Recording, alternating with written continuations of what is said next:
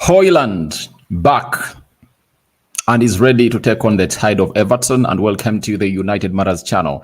It has been a while since we were last live here, but you know, it has been an international break and news was really scarce. And as the Premier League returns, it's obviously going to go non-stop. I promise you that lots of things are obviously going to happen in here onto the United Matters channel. Smash the like button, comment and share. If you're only watching us for the very first time, endeavor to subscribe to this channel so as not to miss out on stories that we do upload in here on a daily. And I call upon everyone to come in through and obviously put in a well-desired shift onto this channel. Continue to subscribe because right now we are having 16,000 subscribers and we are soon hitting the magic number that most of you are really eager to know, because as it stands, let me see.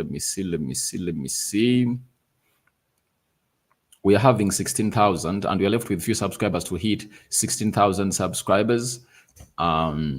16,000 subscribers, 100. So let's continue to subscribe. And after doing that, the rest will be history. I've gone ahead to post this link into the group WhatsApp group so that most of you really get notified to obviously do the needful. If at all you want to join our WhatsApp group, I'm going to put the link into the comment section below and we see to it that things go on as planned. Now, one thing you need to know is that the confirmation is simple.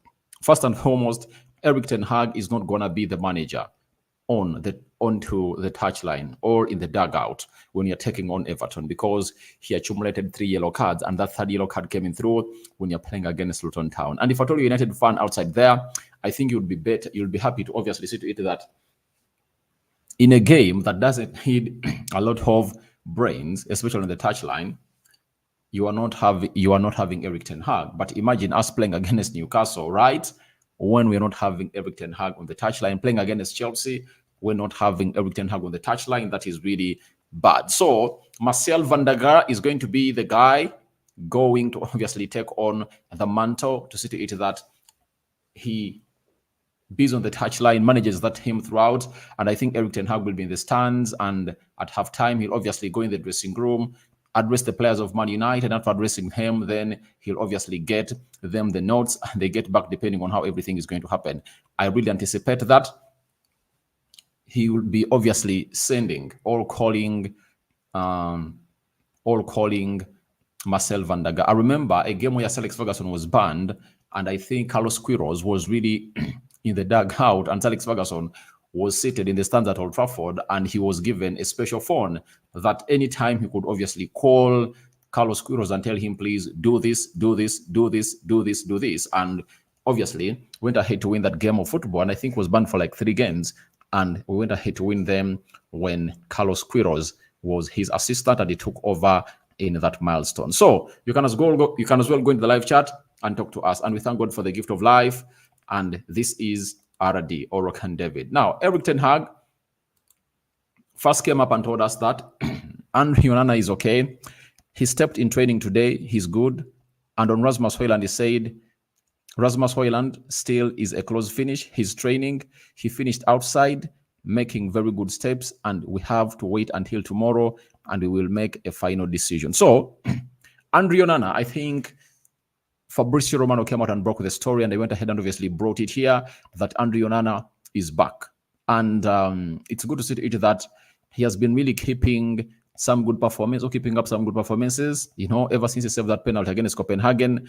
And he's the man that is really trying to hit the levels that he's supposed to be at the club of Manchester United. And I think he has gone ahead to silence all the medias that were really against him. We all know that huge media houses had gone against this guy, and they had gone ahead to obviously put in a shift that was really very, very deteriorating, and it was not working well for a guy like Onana. But they even forced him to come out and obviously apologize in front of the media when we lost to Bayern Munich 4-3, because he was responsible for that. An action that I really found good and at the same time bad, because if you all go out and put in a shift like that, you understand, then how are you going to come out and really tell us that you are sorry every time you make a mistake? I think the precedent he set was really good and at the same time bad, because the club owed him that apology.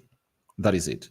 So he owed that club an apology. And he came out and put it up, but in the next game, he went ahead to make another mistake and we lost. So that was not really a solution to that. But one thing I like about him is this man has gone ahead to obviously improve himself, and his goalkeeping techniques have gone ahead to obviously resurrect. We all know that he has been a very good goalkeeper all along, and no one really doubts him. So he's back, and Erik Ten Hag has gone ahead to confirm to us that the lad is back and is ready to go. So that he is none other than this guy. And for Rasmus Hojlund, he trained with the club of Man United today, no doubt, and he put in a very good shift, and he was really rested a little bit. So that means that he's going to be available for the game of Everton. But I don't see him starting. And if he started, I'm going to be surprised, because in a game like this, you just go in for the fully fit players.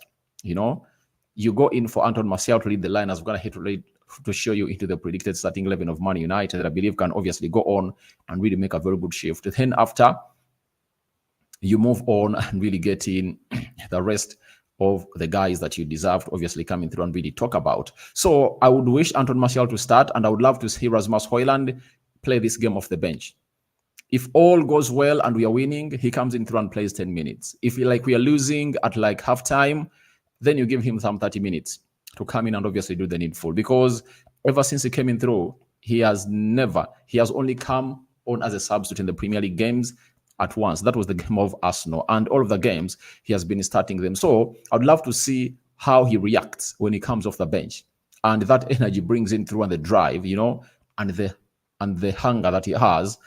And I just can't wait to see what he brings up on the plate, especially at the Stadium of Goodison Park, because that hunger is really needed. And there have been calls coming in from people that are really experts in this game, calling in for Erik Ten Hag to take action onto Rasmus Hojlund, because he hasn't scored any Premier League goal, and there is no reason to keep him starting games, yet he's not scoring. Sometimes he needs to be benched and really understand that there is a competitor that can obviously come in through and do the needful. And I think that is the best thing that could ever happen to the club of Man United, if Erik Ten Hag decides to make such a decision and benches this guy. So if at all he does, it will be fine and better. But all in all, I really find it very important for him not to start. Why? The game of Everton is very physical, mind you, and he's returning from injury. Exposing him to those physical bodies for 90 or 60 minutes will be really an injury calling action. And I wouldn't like to see him get back injured. Yet we are having a game in Turkey against Galatasaray on Wednesday where he can obviously come in and start. So I prefer Anton Martial to come in through and play some 60, 70 minutes in that game. Then Rasmus Hojlund comes off the bench. And you never know, him coming off the bench will give him a better view of that game. And he will obviously see spaces that he is responsible to obviously occupy and utilize them, and see himself really win and cause lots of havoc for the opponent that will be facing on Sunday. So I just want to see him start off the bench. Martial leads the line, then he'll come in later, because we know he can do the job. Remember when he came on at Arsenal, you saw how he obviously went ahead to obviously cause a lot of chaos, into that final third of Arsenal. Even a penalty was denied to Man United when it was pulled down by Gabriel Magalhaes, and that call was really not given. And Arsenal fans also admitted that that was a penalty. So for that guy, Rasmus Hojlund, he missed out on the international break for the side of Denmark, though Denmark went ahead to qualify. And even Eriksson. So Eriksson is going to return towards Christmas. But for Rasmus Hojlund, he has gone ahead to make an early return. As I told you that some hamstring injuries or muscle injuries take 2 weeks, and he has gone ahead to rest for 2 weeks. And it's good for him to get that rest, because ever since he came in through at Man United and started playing for the club of Man United, this guy had not taken a single rest. You can all agree with me. Ever since he came in through and played, I think it was the 3rd of December, and played against Arsenal for like 30 minutes, the boy has been starting every Premier League game and every Champions League game. Some Premier League games are going to play 90 minutes, some he hasn't. So it obviously shows us that we need this guy, and we need to obviously see to it that he's protected. And how do you protect him? When he's returning from injury, don't start him. Let him get a slow start, and then we see whether he'll be sharp enough to start in the game of Galatasaray away in Turkey. And for Anton Martial, it gives him a chance to prove himself. You've been given 60 minutes in the Premier League. You're going to play for an hour mark. Why don't you come out and show us? Show Erik Ten Hag that I can single-handedly come in through and really decide our fate in this fixture by beating Everton. Either having a secondary assist, having an assist, or even being onto the target. That is it. Start the game, show Erik Ten Hag that however much you're starting Rasmus Hojlund, I can put up a show. That's what we want. And pressure will obviously amount on him. And he'll go ahead and obviously bench Rasmus Hojlund. Like, I was going to hate to bench players like Marcus Rashford, and I was going to hate to obviously turn or change his position to play as a right attacking midfielder. And Garnacho has going to hate to dominate the left attack midfielder. Why has Garnacho going to hate to dominate that side? We all know the reason. The reason is simple. Garnacho is untouchable, and he has gone ahead to obviously thrive a lot for the club of Man United, defensively and offensively, and he puts in that shift that Erik Ten Hag is really loving. And that's why he came ahead and obviously attacked the Argentine national team coach, who came out and said that Garnacho is not performing well. And I said, why can a manager come out and ridicule a player like Garnacho, who was called when he was coming off the bench and when he was going to start 3 consecutive games for Man United and playing almost 90 minutes in every game on average? He's not being picked up. That was really ridiculing Garnacho. But all in all, I'm happy that he stayed here and he never played a single minute for the Argentine national team. And let's wait and see how that really happens and how it goes. Now, let's leave that at that. Let's obviously get into the other thing that Ten Hag talked about. It was all about Luke Shaw. He said Luke Shaw will be available for Sunday. He will be in the squad. Johnny Evans, he's on the way back. He's not ready for Everton. He will not take long. You can mention many things. Physical, technical ability. It's clear. Long time this season, we didn't have a left fullback. Very happy he's back. He will help us be more stable. Guys, the return of Luke Shaw has a lot of impact onto how we are going to carve into the beginning of the year. Trust me, he's not going to be that Luke Shaw that we saw immediately, but all I can confirm to you is that Luke Shaw is going to help the club of Man United a lot, especially in these crucial games. And I was going to hate to come back at a very crucial time. And I've gone ahead and obviously did videos about Luke Shaw. And I don't want to sound like I'm repeating myself, but I don't think that people who have always gone ahead to come in here and really watch in are the ones that are always here. Maybe someone else is new here. And let me show you the importance of Luke Shaw. Luke Shaw is very important for the club of Manchester United. Do you know why? First and foremost, he can play as a left back and he can play as a left-sided centre back. It's one of those positions that we've gone ahead to lack quality in, especially in that central defense. And I think it will be naive for Erik Ten Hag and Marcel van der Gaal to decide to start Luke Shaw in that game of Everton. I think Luke Shaw has to just come in through and play some 20 minutes as we prepare to start him in the central defense as we play against Galatasaray. It will be a very brave decision for Ten Hag to obviously start him, but I'll inform you that if he gets a setback, then Ten Hag will be the one to blame. But it depends on how he has been looking during training sessions. He has gone ahead to transform himself from that kind of player he was when he came into that Man United, broke his leg, and ever since then, he had been an injury-prone player. But he has gone ahead to turn around lots of things and is now looking a much more better player than how he was way back. So that makes him special, and his return gives us a very huge boost, especially in that central defense, because the run is fast. Lindelof, average fast. Maguire is slow. Evans is also slow. And Lisandro Martinez. So all you have to is to have a fast left-sided centre-back coming through. It will help us a lot. And I think he has gone ahead to show that he's really important to this side. And him being injured, helping him getting a rest to come in through and obviously put in a shift for the club of Man United. That is really very important for me. And I think Erik Ten Hag is also jubilating for the return of Luke Shaw. and hope you guys are really positive about the return of Luke Shaw onto this very, very, very platform. So he's back, and Erik Ten Hag is going to hate to obviously talk about his qualities, that he's physical, his technical ability is really high, and he is really that kind of player who can obviously put in crosses. And guys, do you remember last season that most of the goals that Casemiro had to score in set pieces and very many crosses that other people really brought in scored were courtesy of Luke Shaw. Luke Shaw has mastered the art, by the way, of really bringing in set pieces. That is it. He has mastered the art of bringing in set pieces, and you never know in these games that you're going to play against Galatasaray and Everton. Luke Shaw might be really the decider who will really be bending in those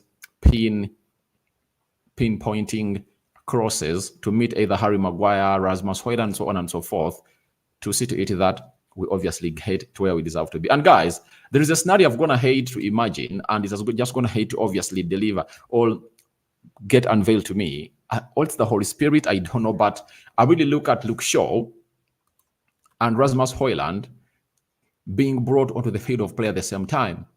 We get a free kick, Luke Shaw delivers it, and Rasmus Hojlund heads that ball in the back of the net. It's just gonna hit, by the way, to come through my head. I don't know whether it's going to be the scenario on Sunday, but Rasmus Hojlund has to be really happy for the return of Luke Shaw, because Luke Shaw is one of the people that puts in perfect crosses. And all I want to let you know is that we are really great when it comes to having Luke Shaw, because crosses will be brought in, and especially in the set pieces that we get onto the left side of the midfield, and it will help. He will help us a lot go in and put in those, even corners. I've seen him in corners delivering some good corners, and we need to work upon that and settle it once and for all. Everton, I know they're hard at home, but I know we have to beat them. They're a hard nut to crack, but trust me, with the boost of Luke Shaw, Rasmus Hojlund, and very many other players, we obviously have to really beat them and get them out of our way. Then Ten Hag went ahead and said every team will drop points, but the last five games we've won 4, and that has going to give us confidence going forward. We now have a massive month, and we head into it with confidence, as in the Premier League, anyone can beat anyone. There are so easy games. There are no easy games. Definitely, we have seen a turning point. We've seen how we deal with certain situations, and we've built a foundation. Now, I would like to obviously come out and ridicule or unslate everyone. I've seen pundits that United have won 4 out of their last 5 games, but they've been playing against teams that they're supposed to be winning. I've gone ahead and told people that if you know mathematics, I call it mathematics, other people call it mathematics, then you'll obviously get to know how important this is. Winning against these teams, is really important. Now, even if you lose home and away to Arsenal, you lose home and away to Man City, you lose home and away to Liverpool, home and away to Chelsea, those are 8 games. Home and away to which other team? Let me put Spurs. Those are 11 games, meaning that you've gone ahead to lose 33 points. And you go ahead and win the 27 games. Do you know how many points would have gone ahead to collect? 27 times 3, that is 6. 27 times 3, you're having 81 points. A person who is having 81 points, is almost in the ilk of really winning the league. And I would rather do that, find out to increase those points. Like, for example, you don't allow to lose to Arsenal. You don't allow to lose to Chelsea at Old Trafford and lose away. You don't allow to lose to Liverpool at Old Trafford, even if they beat you at their home, and you go on and beat the rest of the other teams. Do you know what that means? Do you know what that means? It puts you in the level of having 90 points. And I don't find it prudent for a person to come out and really say that we've gone ahead to win against teams that are really not really strong. Guys, there are teams we've gone ahead to beat that have gone ahead to cost other teams. You all know that. In a minute, I'm going to be back, guys. Just a minute. A minute.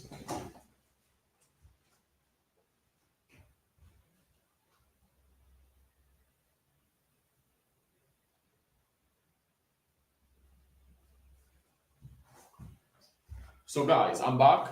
I had something to fix a little bit. I'm back. This is Gasha Mutomba. Thank you for watching in through. Hope you're really having fun and you're really enjoying. I'm going to come through into your comment sections, but I was still dealing with these people, telling them that these are the teams that really deny you a trophy or give you a trophy. If I'm to tell you teams that obviously denied Arsenal a trophy last season, it's Brentford, right? Brentford, 1-1 draw at Emirates. Everton, 1-0 loss at Goodson's Park. It's Southampton drawing with Arsenal 3-3. And again, Southampton at the stadium where Arsenal drew 1-1. Those are the games that obviously denied Arsenal a trophy. It was not them losing to Man United at Old Trafford. It was not them losing to Man City. No. It was those games, because if Arsenal went ahead to collect all those points, get 3 points, get 6 points out of the 2 games they went ahead to play against Southampton, because they got 2, meaning that they had 4 left. Brentford, they lost 2. Those are 6. Then Brighton beat them at Emirates. Those are 9.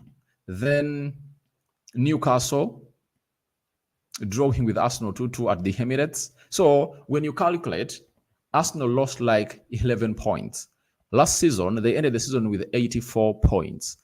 If they had gone ahead to get those 11 points, they would have gone ahead to really be at 95 points.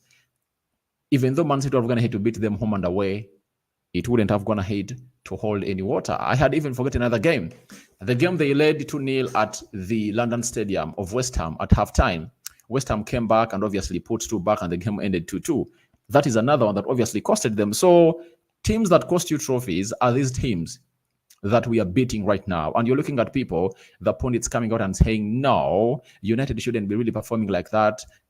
They shouldn't be really hailing themselves because we are playing against small teams. Who tells you they are small teams? Ten Hag has just told you that in the Premier League you can lose to any team, because in the Premier League there is no small team, as Erik Ten Hag has gone ahead to obviously say about that.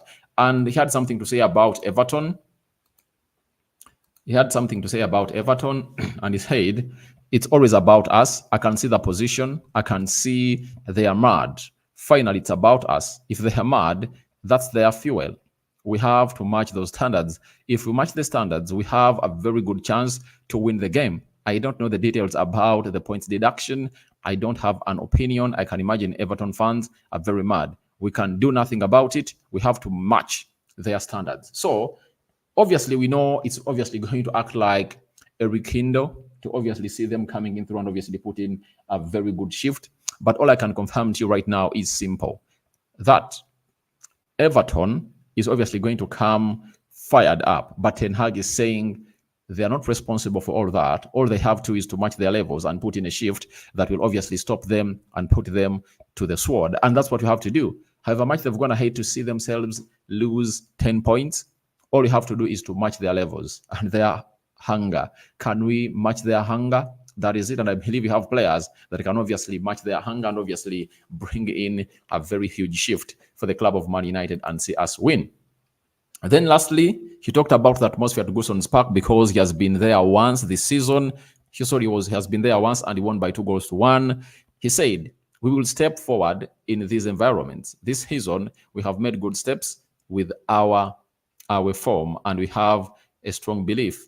We know what we have to do to have the platforms to win. So he's really very optimistic about this game of Everton, and he trusts his players. Amid him not being able to be on the bench, he knows that he will obviously put in a shift that will see us obviously going to where we deserve to be. Then let me go to the comment section. I'm having Gashia Mutomba. It's good to start Luke Shaw at left back and partner Varane to redeem the relationship between Erik Ten Hag and Varane.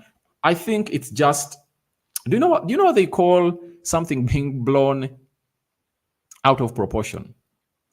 Guys, we all admit Harry Maguire was not doing well, and we all backed the manager and said this guy has to obviously be dropped. So if the manager believes that, the form of Rafael Varane is really lacking, then let's trust the manager.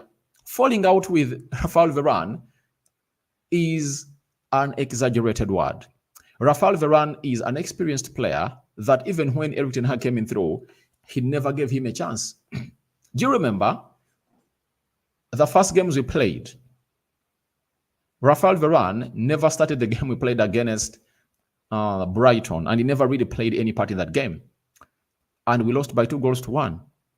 We played against Brentford away, and Varane came on in the second half after the first half had ended 4-0 in favor of Brentford. And that's when Erik ten Hag had to give him a go. So let's all understand that it's just a matter of time. And Varane knows it, that in his career, things have always been like that. And with his experience and his confidence, he has gone ahead to obviously overturn them. And all what you have to know about Rafael Varane is he's an experienced player. He knows that such moments are here. People are really not thinking outside the box and just going ahead to direct it. I'm going to do a video about that. The big question is, why is it that for a player that Erik ten Hag played last season, every time he was fully fit, Ten Hag is saying, I'm not going to play you? There is a reason. There is a reason. It's not all about falling out. It's all about Varane working on himself and obviously getting back in shape. You get? He has not gone ahead to fall out. These are stories being put out in the media.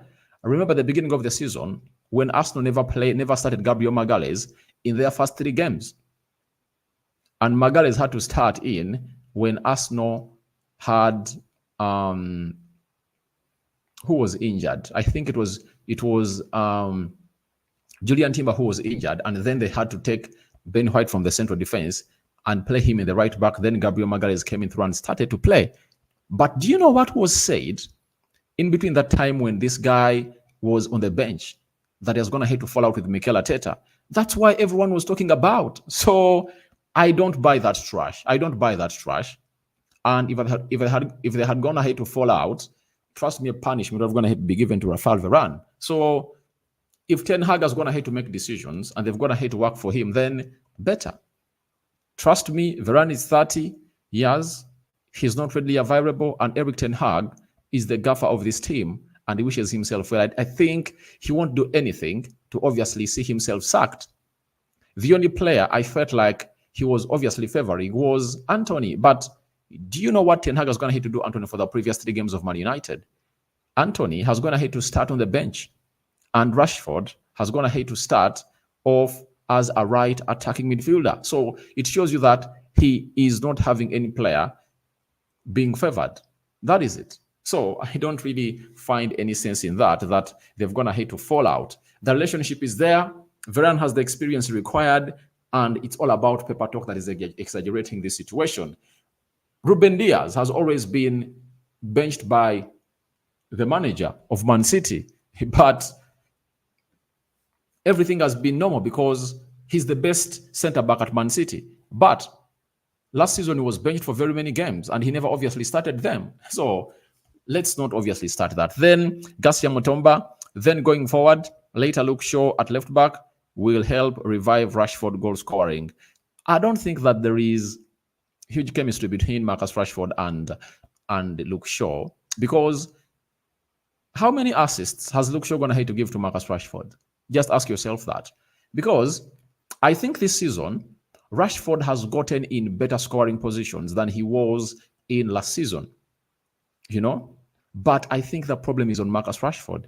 He needs to obviously find himself going, He needs to find himself scoring those goals. He needs to see himself as a player he was last season, because the team is really getting him on board, and his one was costing us very many chances. So I think that's not the answer. The answer is simple. Rashford should find a solution to himself. That is it. Get an easy pass. Don't force a shot at goal. Just let the chemistry come in normally. Don't force the chemistry to come in. Let the chemistry flow in as supposed to be flowing in, and the rest will be history for you and the club. So I think, for me, Luke Shaw coming in back, I really look it as a very huge positive for Rasmus Hojlund because of those free kicks, set pieces that we get off off the left side of the pitch, and his set pieces. When you look at crosses, I think Sergio Roglan has been putting in crosses, but what Luke Shaw does sometimes, he really makes good overlaps and he risks towards the byline and puts in a very good cutback cross that can benefit Rasmus Hojlund. Then let's talk about Moses Raboni.